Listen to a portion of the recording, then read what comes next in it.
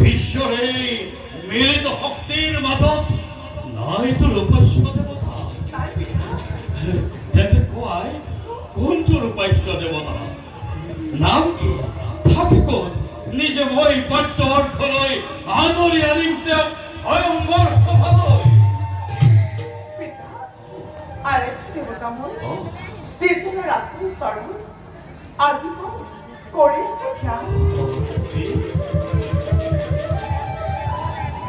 নাই নাই সেই মহেশ্বর মহাদেব এই সফল পিতা ইয়া দেখুৱা কোন আছে মোৰ প্ৰাণৰ দেৱতা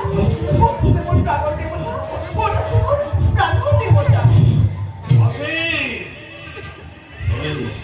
এই শংকৰৰ নাম লৈ শুনক